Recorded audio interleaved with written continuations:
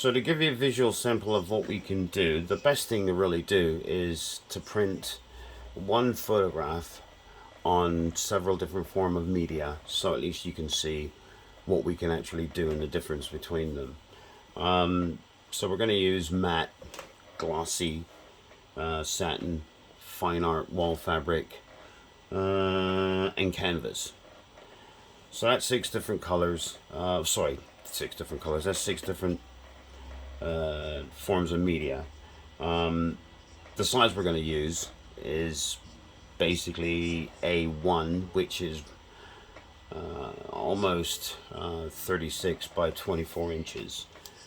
And what we're going to do is use the image of a motorcycle, and that's around 5 meg, and that's a great size of a file size to actually to use to print a large format photograph. So let's go and have a look at this actual item itself, which is this instrument here. If we were to right click on it and go to print and make sure it's the right printer, in order to make sure we have the whole thing in, we need to crop this down so I can actually make sure that the front wheel there is still in there. You'll have these strips on the side, but when we're done we cut them off and then it becomes a borderless print. So now we're ready to print that. Let's double check the paper. A1 did it. Yep, that's okay.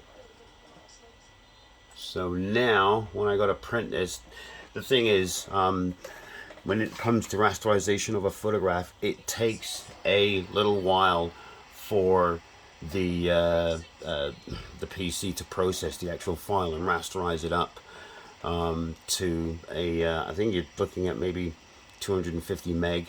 I'll show you what I'm talking about anyway. Actually, I'll do it now so you can actually see that. So if we went that to print, and that's running through that process now. Get that up so you can actually see. Okay, unclip this and zoom in here so you can see this. It's 245K. Sorry, 245 meg.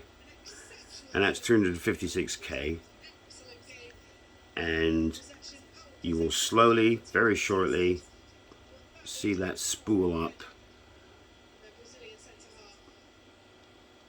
to that size, because when that prints out, that means the photograph will be 245 meg. That is how big the photograph is, and that's the kind of file size it rasterizes itself up to.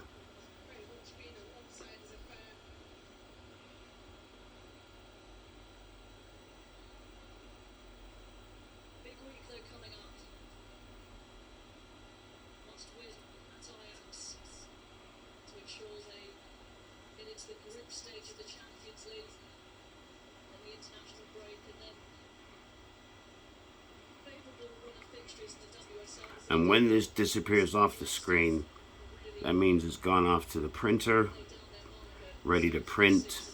And what I will then do is actually set it up so you can actually see the printer start from start to finish. And that process will take maybe about 4 or 5 minutes to actually print out, but you will actually see absolutely everything